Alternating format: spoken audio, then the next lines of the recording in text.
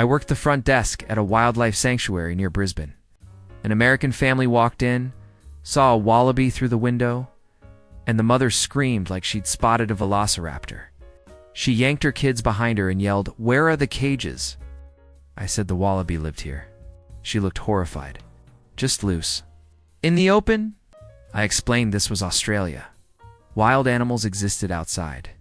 She stared at me like I'd suggested letting tigers roam Walmart. Her husband asked if we had guns in case one attacked. I told him wallabies were herbivores. He said, "So were dinosaurs." I didn't know how to respond to that. They demanded a refund before even entering. Left a review warning others about our dangerous negligence with aggressive kangaroos. Was a wallaby. It was eating grass.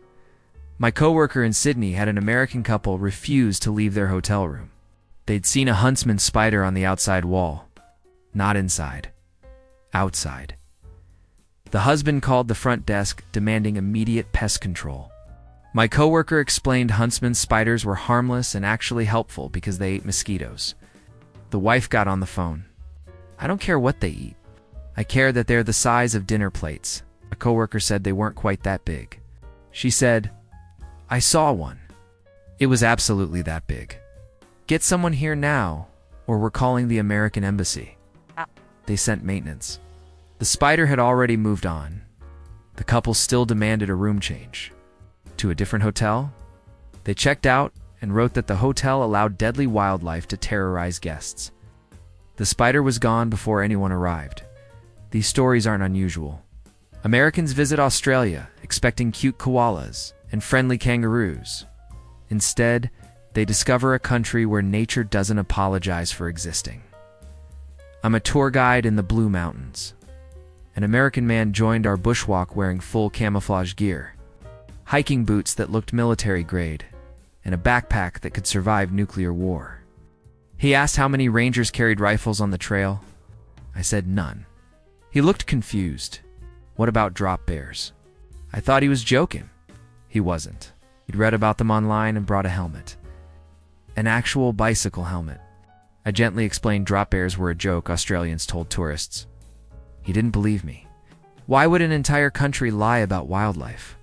I said it was just for fun. He spent the whole hike looking up, flinching at every bird's sound. When we stopped for lunch, he ate standing up, constantly scanning the trees. Another hiker asked if he was okay. He said, "I'm staying alert." That's how you survive. At the end, he thanked me for keeping the group safe and tipped me for watching for threats. He never took off the helmet. A woman at Bondi Beach asked a lifeguard if the flags mark shark-free zones. He said they marked safe swimming areas based on currents. She asked, "But what about sharks?" He explained shark nets and drone surveillance significantly reduced risk. She wasn't satisfied. So sharks could still be there. Technically, yes, he admitted. She asked why the beach wasn't closed. He said shark attacks were extremely rare. She pulled up statistics on her phone showing American beaches had fewer attacks. He pointed out Australia had more coastline and different species. She said that proved her point: more danger. She demanded to know the last time someone was attacked at this exact spot. He didn't have that specific data. She took that as confirmation it happened recently, and they were hiding it. She never went in the water. Spent 3 hours on the sand, fully clothed, watching everyone else swim like they were test subjects. Told people coming out of the water they were brave. They had no idea what she meant. My friend works at a caravan park in Tasmania. An American family arrived in a rented camper van and asked where the bear-proof lockers were. She said there were no bears in Australia. The father laughed like she was joking. "Seriously, where do we lock up food?" She repeated, "No bears exist here." His smile faded. "What about at night?" She explained Australia had no native bears at all. His wife joined the conversation. "What do you mean, no bears? Every wilderness has bears." My friend listed Australian wildlife instead. Wombats, possums, Tasmanian devils. The wife said, "Those sound made up." The father asked what predators they should worry about. My friend mentioned snakes and spiders, which made everything worse. They asked if their camper van was sealed against snake entry. She said it was just a regular van. They asked to switch to a cabin. A cabin with checked foundations? My friend showed them the cabins. They asked if anyone inspected under the buildings daily. She said no. They left and found a hotel in Hobart. Wrote that the park had no safety protocols for deadly wildlife. It expected bears and were somehow more afraid without them. I work at a cafe in Queensland near a national park. An American couple sat on our outdoor patio for breakfast. A kookaburra landed on their table, eyeing their toast. Kookaburras do this constantly. They're bold and friendly. The man froze completely, hand halfway to his coffee. The woman whispered, "Don't move." I walked over to shoo the bird away. The man hissed, "Is that safe?" I said kookaburras were harmless. The woman said it looked aggressive. It was just waiting for food. I shooed it gently, and it hopped to the railing. The man asked if we had wildlife control. I explained the birds lived here naturally. He said restaurants in America would never allow this. I mentioned outdoor dining always attracted birds. He said, not predators. I told him kookaburras ate insects and small lizards, not people. He wasn't convinced. It was staring at us. I said it was hoping for scraps. His wife asked how often birds attacked customers. I said, never. She didn't believe me. It dove right at our table. It landed normally. They moved inside, watched the patio through the window like observing a crime scene. The kookaburra sat on the railing unbothered. Before leaving, the man told me I should put up warning signs. I asked what they'd say. He suggested, beware of aggressive native birds. The kookaburra laughed. They thought it was mocking them. A family visiting port, Douglas asked their snorkeling guide if the Great Barrier Reef was safe. He assured them the tour avoided dangerous areas. The mother asked, what about jellyfish? He explained they provided stinger suits. She asked about sharks. He said they rarely came near snorkeling groups. She asked about crocodiles. He said saltwater crocodiles stayed closer to shore, not the reef. She asked about stonefish, blue-ringed octopuses, cone snails, and sea snakes. He admitted those existed but were extremely uncommon and easily avoided. She pulled out a printed list of deadly marine animals she'd researched. It was 2 pages long. She asked him to confirm each one. He did, explaining how unlikely encounters were. She asked what happened if someone did encounter them. He described symptoms and treatment. She decided it wasn't worth the risk. Her husband and kids still wanted to snorkel. She said absolutely not. They argued that they'd flown across the world for this. She said she'd flown across the world to keep them alive. They spent the boat tour on deck while everyone else snorkeled. The guide said they saw 3 turtles, colorful fish, and coral. The mother said they were lucky nothing went wrong. Nobody had been in danger. She said, that you know of. She'd convinced herself disaster was narrowly avoided. My sister manages a zoo in Melbourne. An American visitor approached her during a reptile show, visibly upset. The presenter was holding a carpet python, letting kids touch it under supervision. The American demanded to know why a venomous snake was near children. My sister explained carpet pythons weren't venomous. The woman said all Australian snakes were deadly.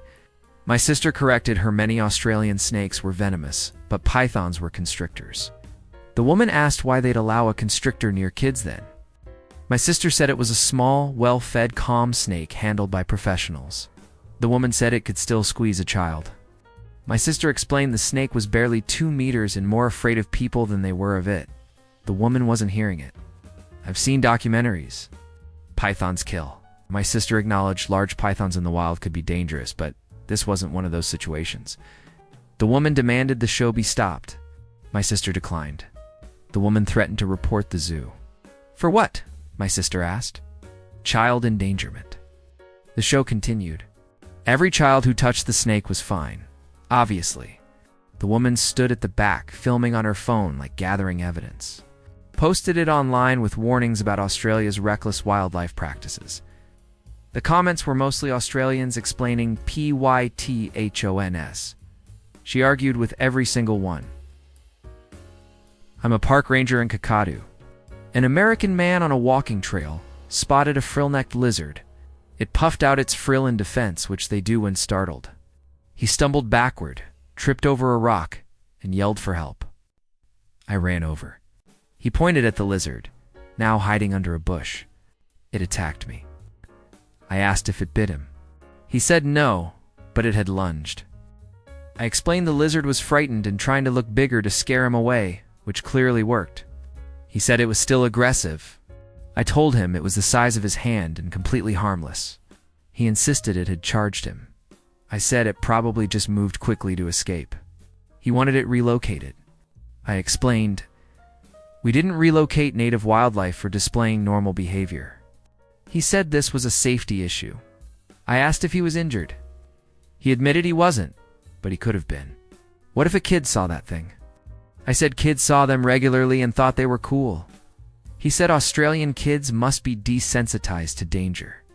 I didn't know how to argue with that. He asked if all Australian animals were this aggressive. I said the lizard wasn't aggressive, just defensive. He asked what the difference was. I explained one attacks, one protects itself. He said it looked the same from his perspective. He wanted to file a report. I gave him a form for incident documentation. He wrote 2 pages about the vicious lizard encounter and how the park failed to warn visitors about territorial reptiles. The lizard was gone within seconds and never saw him again.